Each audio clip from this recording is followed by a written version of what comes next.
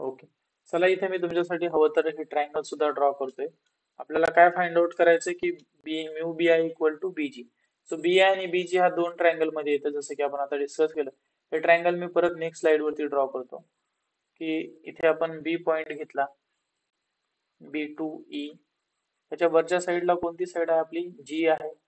Okay, जी वरने एक आपण draw केलं परपेंडिक्युलर, दॅट इज 90 डिग्री. खालच्या साईडला जर आपण बघितलं इथे कुठेतरी आपला आय आहे,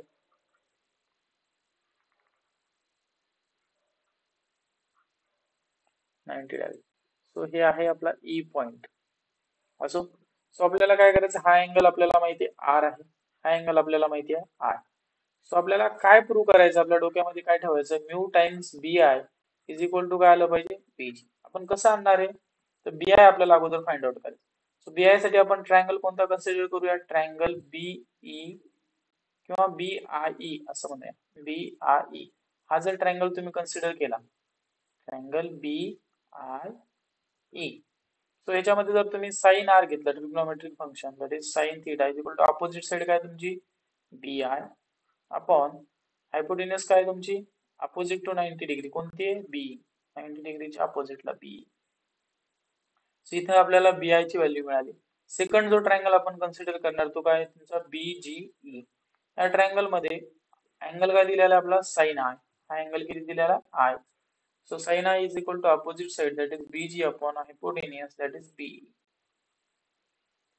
आता असं केल्यानंतर आपल्याला माहितीये from Snell's law we can write mu equal to sin I upon sin R. हे आपल्याला माहिती रिलेशन, हे आपण ऑलरेडी बघितलं. sin I ची व्हॅल्यू काय आली BG upon BE आणि sin R ची व्हॅल्यू काय आलेली आहे BI upon B. तो बेस याचा सारखा आहे, डिनॉमिनेटर सेम आहे, बी बी गेट कॅन्सल. काय उरेल फक्त इथं BG upon B I. So इथे तुम्ही बीजी ला काय लिहू शकता, म्यू इक्वल टू काय आलं तुमचं बीजी अपॉन बी आय. तुम्ही बीजी ला काय लिहू शकता, BG equal to mu times of B I. बघा झालं का आपलं प्रूफ, हे रिलेशन आपल्याला मिळालेलं आहे. हे रिलेशन मिळाल्यानंतर आपण याला वरच्या इक्वेशन मध्ये म्हणजे इक्वेशन नंबर 2 मध्ये पुट करूया. हे जे आपलं इक्वेशन नंबर 2 आहे त्याच्यामध्ये आपण पुट करूया. काय पुट करायचंय, mu B I equal to आपण काय ठेवणार आहे BG. So first write down this equation as it is, that is mu B I minus BG plus what mu ih, mu times ih. Now we can put mu bi equal to bg. mu bi ला आपण काय ठेवू शकतो bg. इथे काय उरेल फक्त आपलं काय उरणार आहे, बीजी बीजी गेट कॅन्सल, तर part difference is equal to mu times I H. आता ह्याच्यानंतर आपल्याला काय करायचंय की आय एच ची व्हॅल्यू फाइंड आउट करायची. ओके, इथपर्यंत आलो आपण.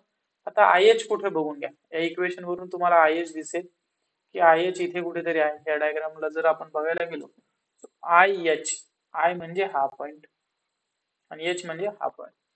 सो आय एच आपल्याला बघायचंय. आय एच फाइंड आउट करण्यासाठी आपल्याला कोणता, इथे मी ट्रायंगल ड्रॉ करतो, हा आय पॉइंट, हा एच पॉइंट अँड याच्यापासून एक ट्रायंगल बनतोय दॅट इज ई. इथे कुठेतरी ई पॉइंट आहे,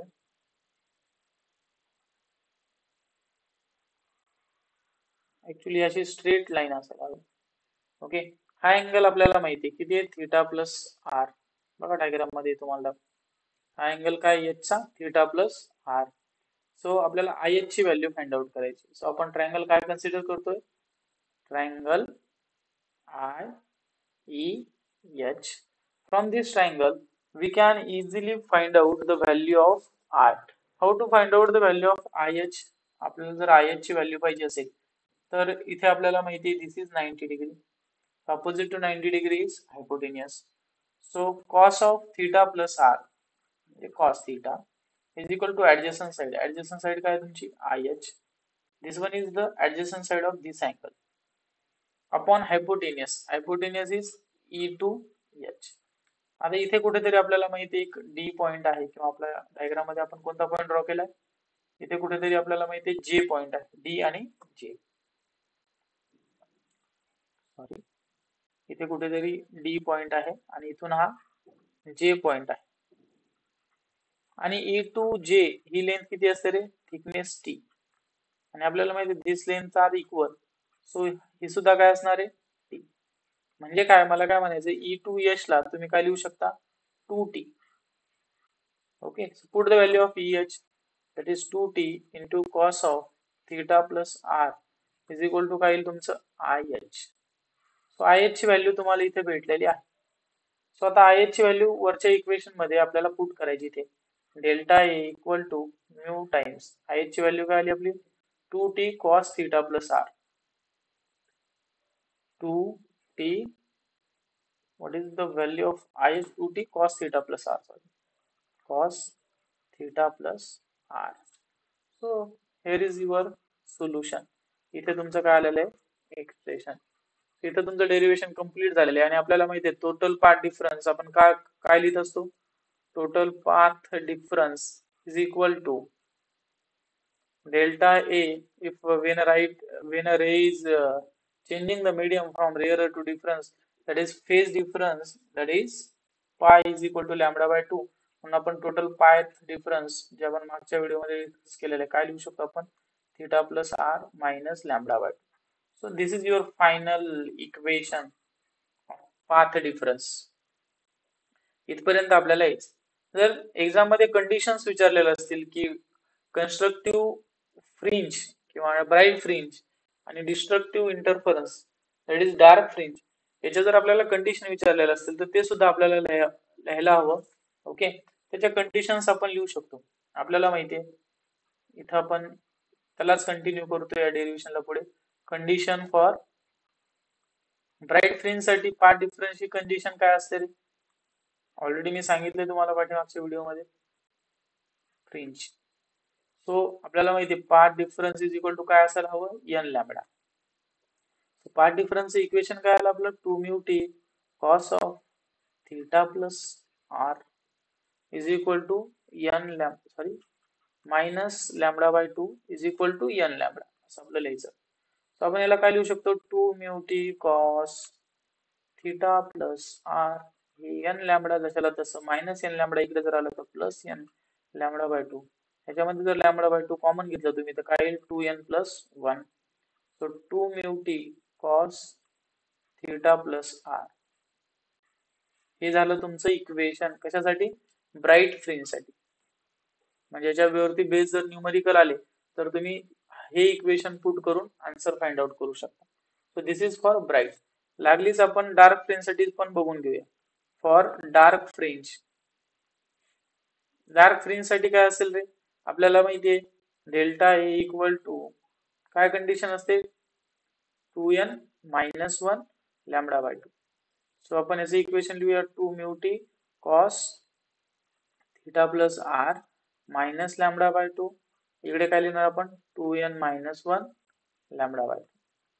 त्याला आपण इकडे लिहून घेऊया काय येईल 2 mu T cos theta plus R is equal to lambda by 2, lambda हे जे लॅम्बडा बाय 2 आहे मायनस लॅम्बडा बाय 2 इकडे आलं तर प्लस लॅम्बडा बाय 2 होईल. सो लॅम्बडा बाय 2 आपण कॉमन घेतलं काय येईल फक्त 2n minus 1 plus 1. So minus 1 plus 1 get cancel आणि फायनली आपल्याला जे मिळेल ते इथे लिहितो मी, that is 2 mu T cos theta plus R is equal to n lambda. So this is the equation for dark fringe. दोन इक्वेशन तुम्हाला लक्षात ठेवा. इक्वेशन पुढे डिराइव्ह करणं काही सोपं नाही, फक्त तुम्हाला ब्राईट फ्रिंजची कंडिशन माहिती पाहिजे आणि डार्क फ्रिंजची सुद्धा कंडिशन माहिती. अशा प्रकारे हे डेरिव्हेशन कंप्लीट झालेलं आहे. अशा प्रकारे एक्झाम मध्ये आलं तर तुम्ही कन्स्ट्रक्शन विथ वर्किंग करू शकता. त्याची जी चांगली डायग्राम आहे स्टँडर्ड, ती ही वाली डायग्राम, याचा तुम्ही स्क्रीनशॉट काढून अशा प्रकारे कन्स्ट्रक्शन करून बघू शकता. Okay, so thank you for watching.